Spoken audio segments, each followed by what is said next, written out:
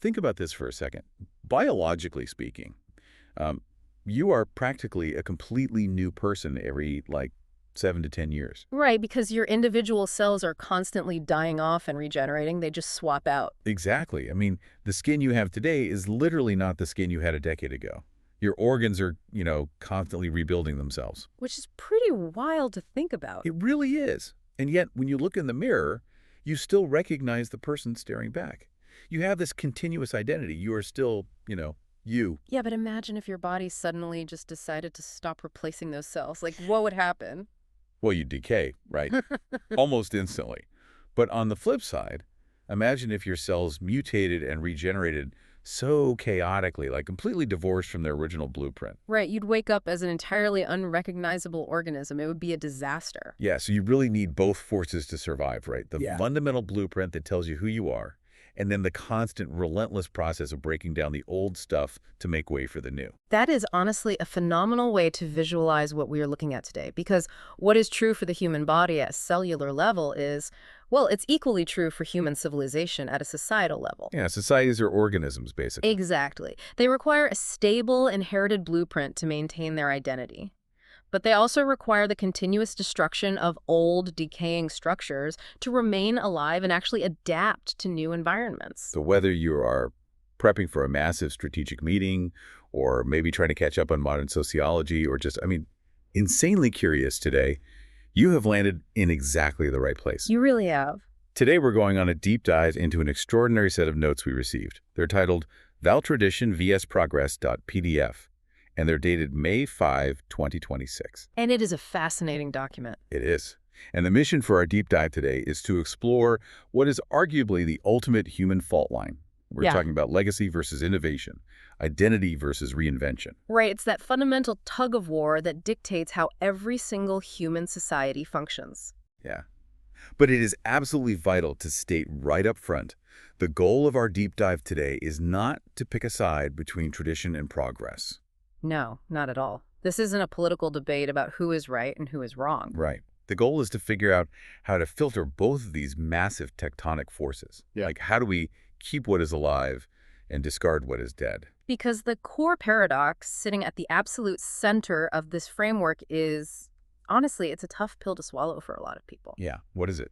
Progress builds the future by actively dismantling parts of the past. Okay, let's unpack this. Mhm. Because if progress builds the future by dismantling the past, we first have to understand why we cling to the past so fiercely to begin with. Right, we have to look at the psychological pull of it. Exactly. We need to look at the sociology of these two forces, starting with the appeal of tradition. Like, why do humans across every single culture and era instinctively choose it? Well, the premise we are exploring makes a really profound observation right out of the gate. Tradition offers identity before confusion. Identity before confusion. I like that. Yeah, think about what that actually means for a human being born into this completely chaotic world. Yeah. You are not born as a blank, floating, abstract entity. Right. You can't just rationally design a moral code from scratch as a toddler. Exactly. The cognitive load of having to invent your entire worldview, your ethics, your community structures completely on your own, it would paralyze you. It would be terrifying, honestly. So tradition acts as a pre-installed operating system. It tells people who they are, where they came from, what is considered honorable in their specific context, and crucially, what must not be casually discarded. So it provides belonging. It gives a moral structure and continuity. It's like intergenerational loyalty. Yes. It's that feeling of, you are not rootless. And society is not just some massive, reckless experiment that started the exact day you were born. It provides a psychological safety net. Precisely. And philosophically, this aligns with a very specific conservative insight regarding inherited knowledge. Okay, what is that? The argument is that inherited customs often contain hard-won social knowledge that we, as individuals today, might not fully understand just by glancing at them. Oh, right. Like Chesterton's fence, sort of. Exactly like that. Let's think about the mechanism here. A tradition usually starts as a functional solution to a very real problem. Like a way to survive a harsh winter, maybe? Yeah, or a method to prevent disease in ancient times before germ theory. Or a social rule to minimize violence between competing tribes. Okay, making sense. Over centuries, the original problem might fade from memory, but the behavior remains baked into the culture as a tradition. It survived for hundreds of years because it solves something vital. Ah, so the traditionalist impulse is actually a protective mechanism. It's against arrogant, reckless change. It assumes the past knew something we might have completely forgotten. Exactly. But then on the flip side of that coin, we have the immense appeal of progress. Right, because if tradition is the warm, protective blanket of belonging, progress is the sudden, glaring light of moral correction. That is exactly how the dynamic operates. Progress speaks directly to the people who look at those inherited systems, the exact same systems providing warmth and belonging to insiders, and they see something else entirely. They see exclusion, right, or hypocrisy. Yes, they see stagnation or pain that is simply disguised as duty. Progress stands up and says, history is not sacred just because it is old. Wow, yeah. The mere survival of a system does not equal moral justification. Precisely. Progress offers agency. It offers reform, inclusion, and adaptability. It gives people the hope that society can become significantly more humane than the version it inherited from its ancestors. Right. In the framing we are examining today, this is the energy of refusing a false summit. It's the refusal of chains that are presented to you as honor, right? Like insisting that authenticity and human flourishing actually matter more than just performing a historical role handed to you by your great-grandparents. Yes, and what's fascinating here is how Val's framework distills this clash into a battle against two entirely different types of existential threats. Oh, tell me about that. Tradition is essentially fighting against cultural death. The traditionalist is terrified of the question, what happens if we lose who we are? Right, that makes sense. But progress is fighting against personal death. The progressive is terrified of the question, what happens if people can't become who they actually are? Cultural death versus personal death. Wow. That makes the stakes incredibly clear. It really does. It explains the passion behind the arguments. Going through this material, I was trying to visualize how these forces actually interact, rather than just treating them as, like, abstract concepts. Okay, what did you come up with? Imagine society is a massive, multi-generational family estate, like an old house. I like it. Tradition represents the literal architectural foundation and the load-bearing walls. Those walls were poured and framed by people who died a long time ago. Right. They might look outdated, like the brickwork might be ugly by modern standards, but the physical reality is that those walls are the only reason the heavy slate roof isn't caving in on our heads right now. Exactly. You don't just kick out a support beam because you don't like the color of the wood. The structure provides the shelter. Yeah, and the integrity of that structure relies on a design you inherited, not one you invented. Right. But then progress is the necessary aggressive renovation, because maybe that old basement, which used to store the family's winter food, is now filled with toxic mold that is slowly poisoning the air vents. Or the electrical wiring is from the 1920s, wrapped in cloth, and is just a massive fire hazard waiting for a spark. Exactly. Or maybe the family has just grown. Like, new people have been brought into the home, and the original floor plan is forcing half the family to sleep out in the freezing rain. Yeah, you have to take a sledgehammer and knock down some of those old walls to fix the hazards and make room for the living. But here is the tension. If you just start swinging that sledgehammer wildly because you love the feeling of demolition, without understanding the physics of which walls are load-bearing. You bring the whole house down. You bury everyone in the rubble. Exactly. And that analogy perfectly captures the ultimate conflict we are mapping out today. Identity versus freedom. Continuity versus authenticity. Right. Do we protect the house exactly as it was built to honor the architects, or do we aggressively remodel it to prioritize the health of the people living inside it right now? But that brings us to the really dark side of this equation. If both of these forces are ultimately trying to save us from a type of death, why do they cause so much damage? Yeah, that's the big question. Like, why is there so much brutal collateral damage in this historical tug of war? Because both forces have immense, often unrecognized hidden costs, and they hide those costs inside very appealing, self-righteous language. Interesting. Okay, let's look at the cost of tradition first. The framework notes that tradition almost always hides its harm inside the language of order. Order. To an insider, a tradition feels like beautiful, predictable stability. You know the rules, you play your part, you are rewarded. But to an outsider, or someone who just doesn't fit the mold, that exact same order can feel like solitary confinement. Exactly, because tradition can preserve beautiful things like historical memory, rituals, and high-trust communities, but it can just as easily preserve strict oppressive hierarchy. Yeah, it can preserve silence, fear, rigid gender roles, caste systems, extreme class privilege. Yes, essentially rules that no longer serve the living but simply protect the powerful. And this leads to the ultimate temptation of tradition, right? It confuses continuity with legitimacy. Precisely. Just because a thing has been done for 500 years doesn't mean it isn't profoundly cruel. Right. Let's break down the psychological mechanism how this happens. It's a very specific failure chain outlined in the notes. Oh yeah, the failure chain. Walk us through it. It starts as a tradition, a functional repeated behavior. Then, as generations pass, it hardens into a norm. Meaning people just expect it to happen without knowing why? Exactly. Then it becomes an expectation. Soon, that expectation morphs into an obligation. And finally. And finally, if you dare to step outside that obligation, it ends in punishment. At the end of that chain, you aren't inheriting a rich culture. You are serving a system under the threat of violence or ostracization. I have to interject here because, honestly, isn't some tradition just peer pressure from dead people? Well, I mean, seriously, at what point does a sacred inheritance just become a hostage situation for the living? Take something as simple as professional dress codes. okay, yeah. At one point, wearing a suit and tie to the office signaled something specific about class and hygiene. It was functional for that era.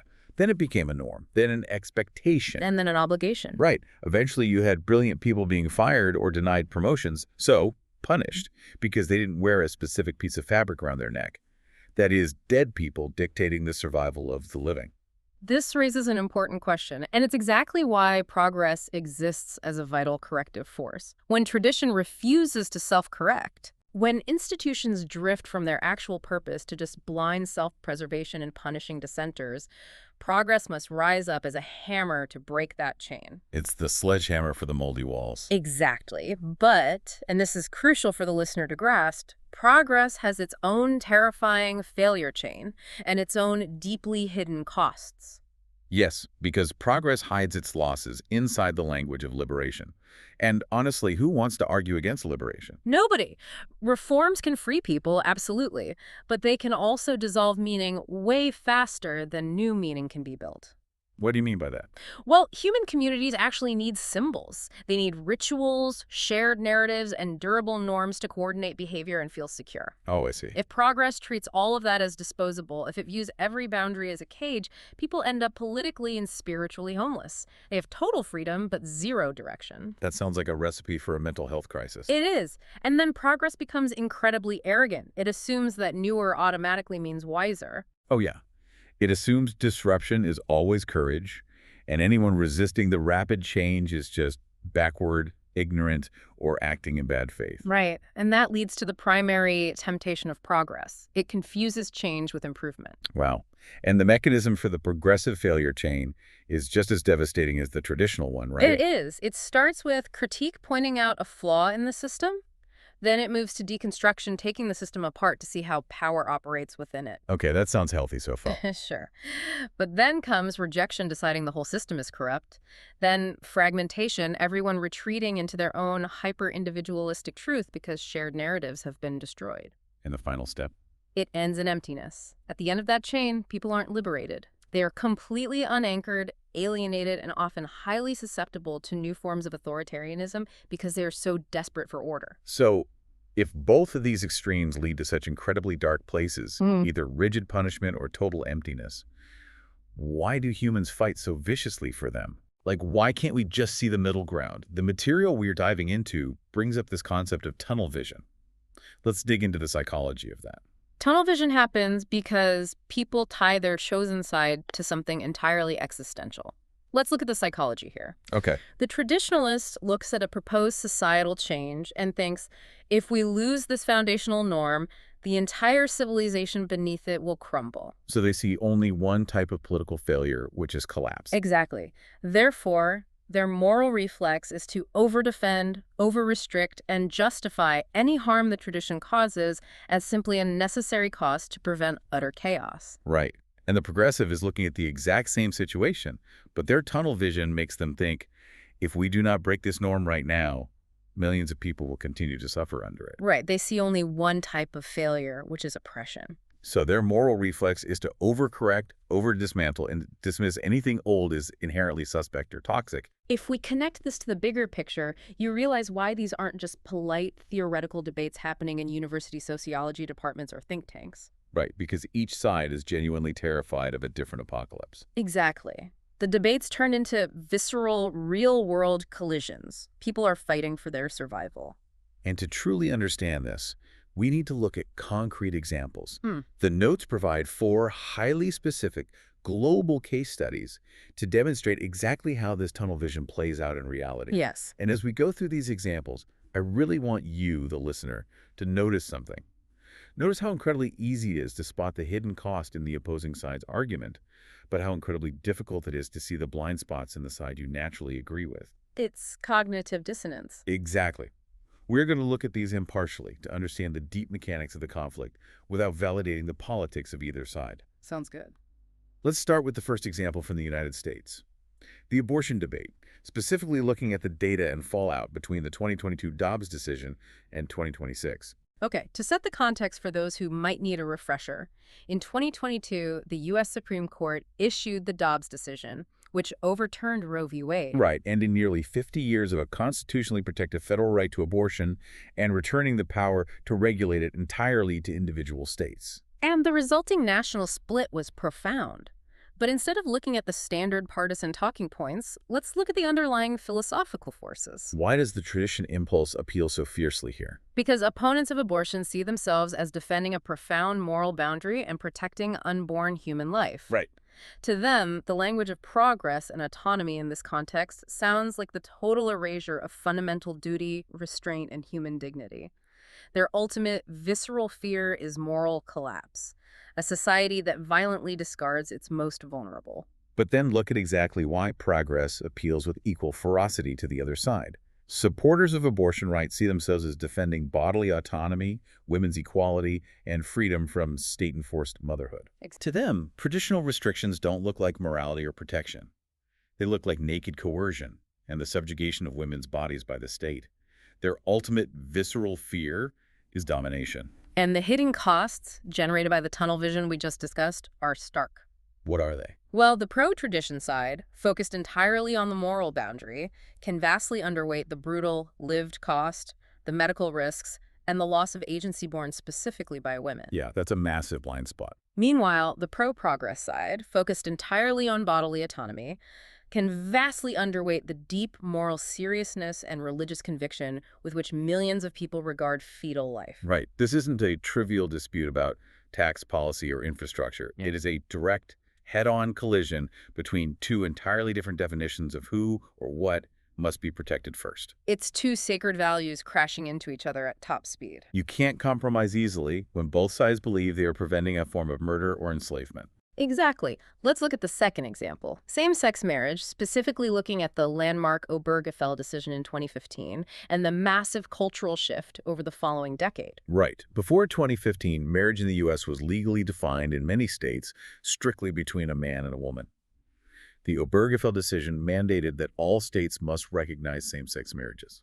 So applying our framework, why did tradition appeal to the opponents of same-sex marriage? Well, because marriage, for millennia across countless cultures, was viewed not just as a legal contract, but as a foundational civilizational institution. Yes, it was explicitly ordered around man-woman complementarity, biological family continuity, and deep religious meaning. Right, so to alter the definition of that word felt, to traditionalists, like tearing down the central load-bearing wall of human society. But why did progress appeal so strongly to the supporters, driving one of the fastest shifts in public opinion in modern history? Because that old rule, when scrutinized, looked like completely unjustified exclusion. Exactly. It denied equal dignity, hospital visitation rights, tax benefits, and legal security to same-sex couples who were living, working, and loving just like everyone else. It was a traditional system, prioritizing its own abstract structure over the lived reality of human love and truth. And again, the tunnel vision creates massive hidden costs in how the sides interact. Traditionalists often completely fail to grasp the immense psychological pain, the alienation, and the cruel practical consequences that their exclusion generated for LGBTQ individuals. Right. They were so focused on the structure, they ignored the suffering. But on the other hand, progressives sometimes severely underestimated how deeply marriage functioned for many believers as a sacred, divinely inherited form, rather than just a secular state benefit that could be easily redefined by a judge. Yeah, the progressive dismissal of that religious depth often felt like a hostile attack on core identity. Exactly. Let's move outside the United States because this tension is universal. The third example is India's incredibly complex debate over a uniform civil code. I think a lot of people might not be familiar with the mechanics of this one, but it is a perfect illustration. It is a classic tradition-progress collision on a massive scale. To understand it, India, as a secular democracy, actually has different personal laws for different religious communities regarding things like marriage, divorce, inheritance, and adoption. Right. Hindus have their laws, Muslims have theirs, Christians have theirs. Yes. The debate is over whether to implement a uniform civil code, a single secular law that applies equally to every citizen regardless of their religion. So the progress side argues fiercely for this uniform code, right? They do. They argue that it promotes equality and protects vulnerable individuals, particularly women, who might be severely disadvantaged by the patriarchal structures within certain religious legal frameworks. So their core argument is we must replace unequal personal law with equal citizenship and universal human rights. Exactly. But the tradition side pushes back with a deeply compelling argument. They say, wait, we are protecting pluralism. Ah, I see. They are protecting the rights of minority communities to maintain their religious autonomy and their inherited identity. Because in a country as vast and diverse as India, they fear that reform and uniformity are actually just majoritarian pressure disguised as progress. Exactly. They fear it's a way for the dominant culture to erase minority customs. Wow. The hidden costs here are mirrored perfectly. Tradition, in this instance, might protect community authority and cultural uniqueness, but it often does so at the direct expense of vulnerable individuals like women seeking equal inheritance within that community. Right. And progress, however, threatens to centralize state power in a way that flattens out legitimate cultural and religious differences, potentially erasing the unique identities that make up the fabric of the nation. It's such a tangled web. It really is. The final real-world collision we need to examine is Iran and the compulsory hijab. We've all seen the protests, especially following the death of Mahsa Amini, but let's look at the underlying architecture of the conflict. In Iran, following the 1979 revolution, the hijab became mandatory. You see the tradition side, the state authorities and religious hardliners, defending the hijab not just as a piece of clothing, but as a matter of fundamental law, moral order, and the very identity of the Islamic Republic. Right. To them, enforcing the norm is what safeguards social morality against Western corruption. Yes. But the progress side, the incredible, courageous resistance led mostly by young women, fights for bodily autonomy and basic political freedom. Because to them, the enforced norm isn't about morality or God at all, right? It's naked authoritarian state control over women's bodies and their public existence. And the hidden costs here carry absolute life-or-death stakes. Tradition in this context drops the illusion of gentle guidance and becomes literal naked coercion. Right, because it cannot tolerate dissent without fearing its own collapse. It Yeah. uses brutal punishment and violence Yeah. to enforce the norm. Yes, but progress here carries extreme personal risk because to push for reform in that environment threatens not just a cultural custom, but the fundamental authority and survival of the regime itself. Man, it's incredibly heavy. Looking at these modern examples, there is so much visceral emotional baggage attached to them. There really is. Because we are living through them, our own tunnel vision flares up immediately as we discuss them. So the framework we are studying actually suggests a brilliant pivot. Oh yeah, I love this part. It suggests we zoom out. Let's look at history, philosophy, and even fiction to see how this exact same tension operates when the stakes aren't our own immediate daily politics. That's a vital exercise. The notes bring up the Meiji Restoration in Japan, beginning in 1868. This is presented as one of history's most fascinating examples of attempting to navigate this tension. So for someone who hasn't studied Japanese history, Yeah. what exactly was the Meiji Restoration and what did they do right? Well, in the mid-19th century, Japan was an isolated, deeply traditional feudal society ruled by the Tokugawa shogunate. Suddenly, Western powers arrived with advanced warships, essentially forcing Japan to open its ports. So they were backed into a corner. Completely. Japan's leaders realized they faced a stark choice: modernize rapidly or be colonized and destroyed by the West. Wow. So they pursued aggressive, unprecedented progress. They dismantled the feudal system, ended the power of the samurai class, and rapidly adopted Western-style state institutions, military tactics, and industrial technology. That is massive disruptive change. It is, but, and this is the key to their survival, they simultaneously retained deep cultural continuity. How did they do that? They restored the emperor to prominence as a powerful symbol of national unity and divine lineage. They didn't annihilate their identity, they retooled it. It was a highly strategic recombination of the past and the future. They completely gutted the interior and upgraded the wiring in the house, but they meticulously preserved the historical facade so that people still recognized it as their home. Exactly. They used the power of tradition, the emperor, to legitimize the shock of progress, which was industrialization. But wait, I have to push back a little on the Meiji Restoration as the perfect, flawless success story. Sure, go ahead. Sure, they modernized their economy and avoided colonization. But didn't that exact synthesis, massive industrial progress, wrapped in hyper-traditional, unquestionable imperial loyalty, directly set the stage for Japanese militarism, aggressive expansion, and ultimately the horrors of World War II? This raises an important question, and it is a brilliant pushback. It proves that there is no safe harbor in this dynamic. Right. Synthesizing these forces doesn't guarantee a permanent utopia. It just creates a more powerful, efficient engine. If the tradition you preserve is unquestioning loyalty and the progress you adopt is advanced weaponry, the cost is eventually catastrophic. That is terrifying. It is. But contrast Japan's approach with the next historical example, the French Revolution of 1789. This is the ultimate bloody, cautionary tale of unchecked, unmoored progress. Yeah. The revolutionaries attacked the absolute monarchy, the aristocratic privilege, and the massive wealth of the Catholic Church in the name of liberty, equality, and fraternity. Right. Which to modern ears sounds great. That is the necessary moral force of progress. It is. The old aristocratic order absolutely deserved to be challenged. I mean, it was crushing the peasantry. But the revolutionaries didn't retool. They sought total apocalyptic rupture. They wanted to erase the past entirely. Exactly. They didn't just change the laws. They changed the calendar to a 10-day week just to erase the Christian Sunday. Wait, really? A 10-day week? Yeah, they renamed all the months. They tried to invent a new rationalist religion completely from scratch. They destroyed all inherited legitimacy at once. And what was the result? Destroying all authority simultaneously unleashed horrific paranoia, instability, and the reign of terror, where thousands were sent to the guillotine, including the revolutionaries themselves. Yeah. When every single historical restraint is treated as oppression, the revolution consumes the very justice that birthed it. It's the progressive failure chain happening in real time on the streets of Paris.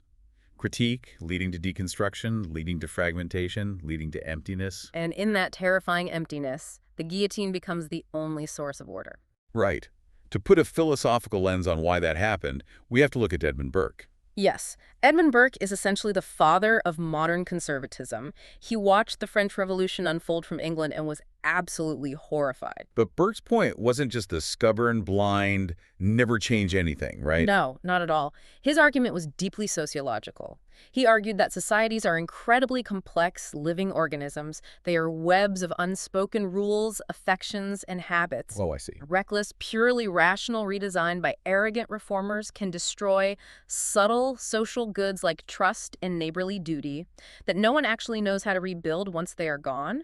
You can't just draft a new society on a piece of paper. But the progressive answer to Burke, represented historically by thinkers like Thomas Paine or Mary Wollstonecraft, is equally devastating. What's their counterargument? Progressives argue that inherited institutions are not necessarily wise just because they survived. Many of them only survived because brutal, violent power protected them from being challenged. That's a very fair point. Right. Like, a slave trade might survive for centuries, but that doesn't make it a piece of complex social wisdom. Yeah. So the battle isn't really tradition versus reason. It's embedded historical wisdom versus necessary moral revision. And human beings have been trying to make sense of this battle through storytelling for thousands of years. The notes reference the ancient Greek play Antigone by Sophocles. Oh, class. It is the perfect distillation of this. King Creon represents tradition. He is order, law, and public authority. He believes the laws of the state must be obeyed above all else, or society falls into anarchy. He fears disorder. And Antigone. Antigone, who wants to bury her rebel brother against the king's decree, represents progress. She has conscience, kinship, and a higher unwritten justice. She fears moral betrayal. It's the exact same tunnel vision we discussed earlier. Here's where it gets really interesting, though. You don't have to read ancient Greek plays to see this. We jump from ancient Greece straight to modern pop culture. Marvel's Black Panther and the fictional nation of Wakanda. Yes. It's the exact same philosophical tug of war. It truly is. The entire conflict of Wakanda dramatizes this split internally. One powerful faction representing the old guard says, preserve the hidden kingdom, guard our vibranium inheritance, stay hidden from the chaotic world. Right. This is the pure tradition impulse. It provides security, peace, and continuity. But the other faction, and ultimately King T'Challa, argues that tradition without global responsibility becomes selfish, cowardly isolation. That's the progressive impulse. And the incredible power of that story is that it refuses the simple binary answer. If Wakanda abandons its traditions entirely and just hands its weapons to the world, it loses itself and causes global chaos. Yeah. But if it remains completely unchanged and hidden behind its force field, it fails its moral duty to the rest of humanity. It has to synthesize the two. It has to find a way to be both. Which brings us crashing back to our own reality, understanding that pure destruction, like the French Revolution, or pure preservation, like an isolated Wakanda, always fails. We have to look at how modern political camps actually try to balance this. And more importantly, we need to understand where they get the narrative entirely wrong. Let's transition into the political landscape. Yeah. If you look at American politics today, the surface-level narrative that the media feeds us is pretty clean, right? It's a neat little binary. Very neat. Republicans lean toward tradition. They emphasize cultural continuity, institutional stability, religious heritage, and they are deeply skeptical of rapid social or linguistic change. Their core fear is that if we lose these cultural foundations, society fragments into tribal warfare. And on the other side of that neat binary, the surface narrative says Democrats lean toward progress. They emphasize social reform, structural change, tearing down historical inequities, and openness to evolving norms. Right.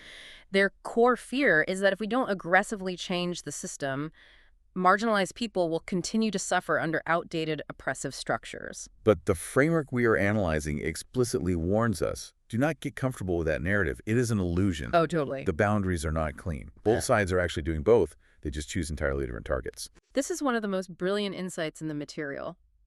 Look at where Republicans suddenly become massive agents of progress and radical disruption. Where's that?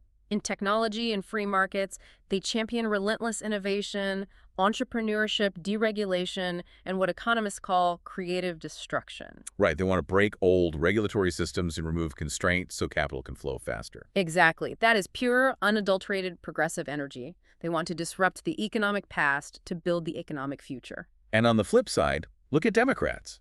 They champion massive tradition energy when it comes to institutional trust. Yes, they do. They want to preserve the norms of government agencies, defend the tenure system in academia, protect the procedural rules of democratic institutions, and heavily regulate markets to prevent chaotic disruption. They are acting as the fierce conservative guardians of inherited structure in those specific domains. Exactly. Instead of thinking of them as a gas pedal and a brake, think of it more like a biological immune system versus metabolic growth. Oh, that's a good analogy. Both political sides want to act as the immune system, protecting boundaries, destroying threats in the areas they care about, and both want to act as metabolic growth, building new tissue, consuming resources in other areas.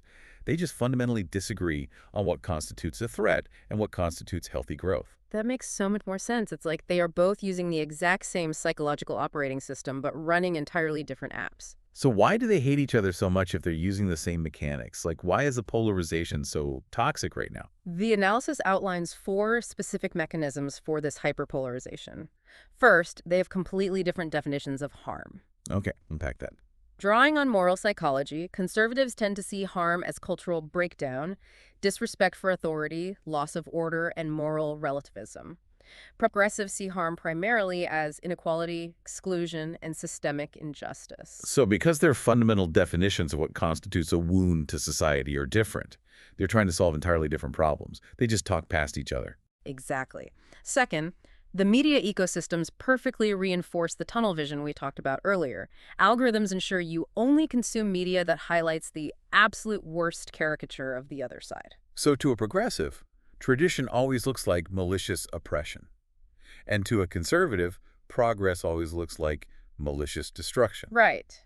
No nuance, no good faith survives that algorithmic filter. That is so true. Third, and this is vital identity has become entirely politicized. Politics is no longer just about debating tax rates or highway funding. It's about who you are as a person, what core values you hold, and what vocabulary you use. So when someone disagrees with your policy proposal, it doesn't feel like an intellectual debate. It feels like a personal invalidation of your humanity. Exactly. And fourth, there is the massive grinding friction between the speed of change and human adaptation. Yeah, technology, culture, language, gender norms, they're all accelerating at a blistering, unprecedented pace. And progressives are adapting to that speed, pushing the accelerator to match the new reality.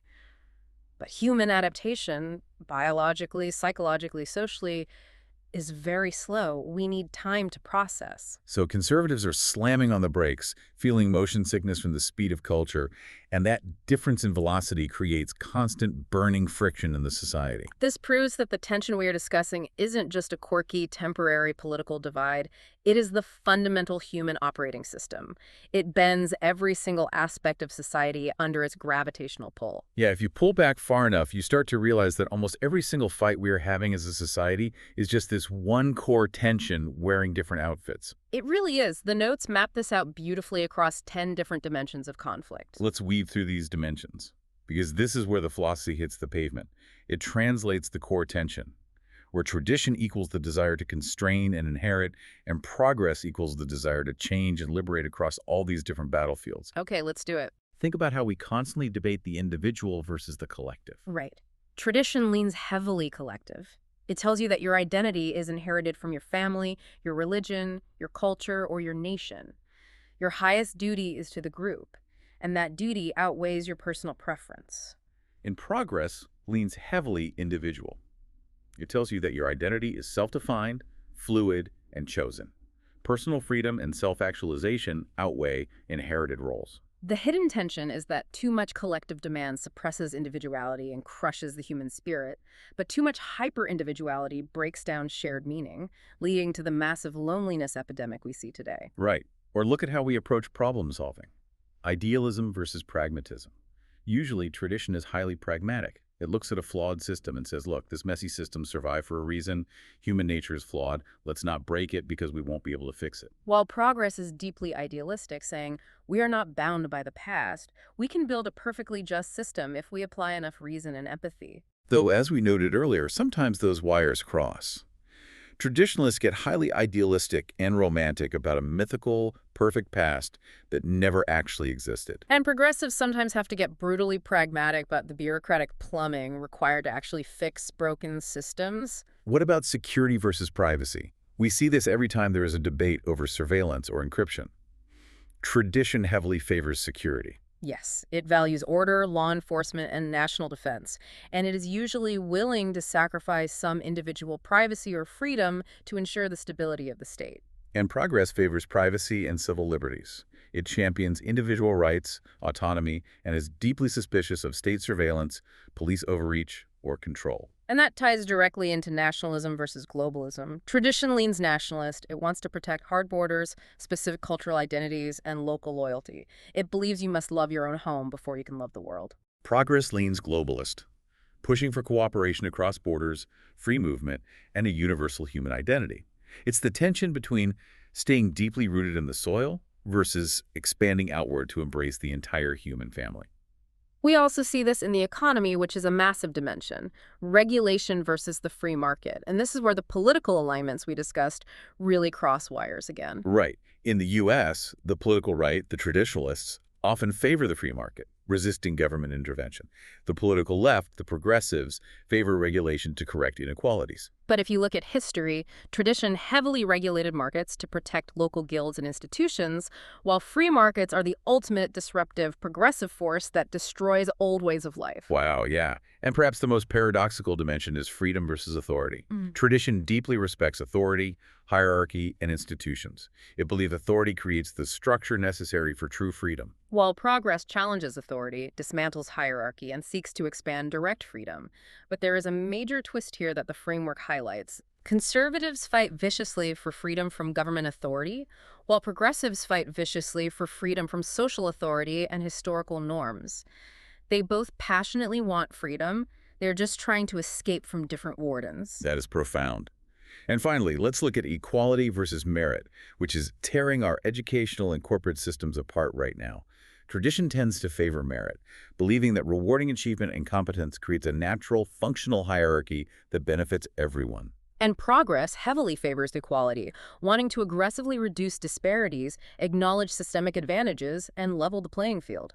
The brutal tension here is that pure, unchecked merit eventually entrenches multi-generational wealth and inequality, while pure mandated equality suppresses the incentive for excellence and innovation. Exactly. These aren't 10 separate, isolated debates. They are all the exact same war. They are all different battlefields for one single echoing question. How much of the past should constrain the future? So what does this all mean? We have laid out the philosophical battlefields. We've seen how both sides have massive blind spots. Right. If we are dealing with human nature, which is inherently flawed by ego, fear, status seeking, and tribalism, how do we ever find the right balance? How do we navigate this without either tearing the whole house down or suffocating inside it? This brings us to the absolute climax of the deep dive. The framework we are exploring doesn't just diagnose the problem and leave us in a state of existential dread. Good, because I was getting a little worried there. It provides a highly practical, actionable model for actually navigating this in our daily lives and our politics. That's It's defined by two core actions: selective preservation and discipline change. I love that. Keep the roots, cut the rot. Exactly. It requires you to stop being a passive spectator who just puts on a jersey and blindly cheers for a political team and start acting like an architect. But how do we do that? The material provides a brilliant three-part test to evaluate any tradition you want to keep or any progressive change you want to make. Let's walk through it. Step 1 is the function test. You have to strip away the rhetoric and ask, what does this thing actually do in the real world? Does the tradition produce stability, meaning, and social cohesion? Or does it primarily produce fear, exclusion, and stagnation? Right. If a tradition still works and provides genuine meaning to people without causing undue harm, you don't destroy it just because it's old. You respect its function. Step 2 is the cost test. And this is where intellectual honesty is required. Who pays the price? If you preserve this tradition, does it harm a specific minority group unfairly to maintain the comfort of the majority? Conversely, if you implement this massive progressive change, what unintended cascading damage does it create? Every single system, every single policy has a cost. There are no utopias. Right. The mature question isn't whether there is a cost, but whether the cost is justified, evenly distributed, or just conveniently ignored by those in power. And step 3, and I think this is where so many modern progressive movements fail spectacularly, is the replacement test. If we remove this old structure, if we tear down this institution, what exactly replaces it? What's fascinating here is the absolute undeniable truth that nature hates a vacuum, and so does human society. Exactly. If you tear a societal structure down, you must have a tested blueprint for what goes in its place. The framework explicitly warns against the progressive failure mode of saying, let's just burn it down, it's corrupt, we'll figure out the replacement later. That is how you get the reign of terror. If you take a sledgehammer to the load-bearing wall without already having a steel support beam ready to install, the house collapses on your family. Let's apply this 3-part test to a real-world example to show how it works. Let's take the massive shift away from standardized testing, like the SATs, in college admissions. Okay, yeah. Progressive reform wanted to get rid of them. Right. Function test. What did the SAT do? It provided a standardized, supposedly objective academic metric. Cost test. What was the cost of keeping it? It heavily favored wealthy students who could afford expensive test prep tutors, disadvantaging lower-income students. So, progressives argue the cost was too high, let's abolish it. But then we hit the replacement test. If you remove the SAT, what replaces it? Colleges had to rely heavily on GPA, which suffers from massive grade inflation, and extracurriculars or essays. But who has the best extracurriculars and essay coaches? The ultra-wealthy. So the replacement actually ended up hurting the exact marginalized students the progressive change was trying to help.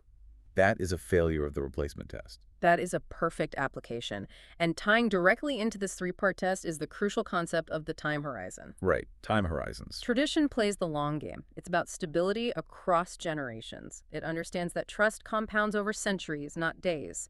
Progress plays the short to mid game. It's about rapid response to immediate, visceral injustice and fast iteration. The mistake we make is judging long-term systems with short-term metrics, or conversely, ignoring immediate, bleeding harm by saying, well, the system ensures eventual stability for our grandchildren. Exactly. You cannot design society for ideal humans. You have to Yeah. design for real ones, with all our flaws, our massive egos, and our deep, unshakable need for meaning. The optimal balance between these forces isn't a static point on a graph. It's highly contextual. If a system is stable, functional, and fair, you lean toward tradition to protect it. And if a system is harmful, outdated, or cruel, you lean heavily toward progress. High uncertainty demands the slow, cautious change of tradition. Clear, undeniable injustice demands the fast, aggressive change of progress. Tradition and progress are not enemies. That is the ultimate paradigm-shifting synthesis here. They are necessary, vital checks on one another. Right. Tradition is the cautious voice asking, are you absolutely sure this shiny new idea won't break everything we've built? And progress is the bold voice asking, are you absolutely sure this old comfortable system isn't already broken? You need both voices in the room. Without tradition, you get chaos, fragmentation, and eventually tyranny. Without progress, you get stagnation, oppression, and eventually decay. The notes deliver a final, highly refined set of principles that I think serves as a perfect closing frame for how to actually live within this tension day to day. Yeah, read that for us. Honor your roots, but don't let them cage you. Yeah. Carry the past with you, don't let it carry you. Be extremely conservative with what you choose to destroy. Be incredibly bold with what you choose to build. I love that. And the material ends with the direct challenge, which I want to pass directly to you, the listener. Stop being a spectator to the culture war. Look closely at your own life. It's time to reflect.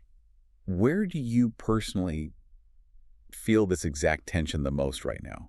Is it in your personal identity, trying to figure out who you are versus who your parents wanted you to be? Is it in your family culture, your relationships? Yeah.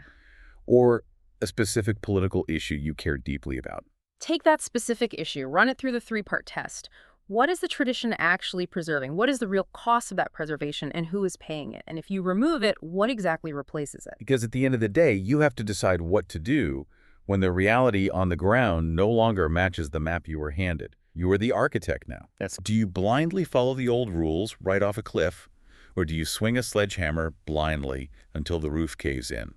We hope this deep dive gave you the tools to chart a path that honors both the foundation you stand on and the future you were trying to build. Thank you so much for joining us on this exploration. Keep questioning, keep building, and we will see you on the next deep dive.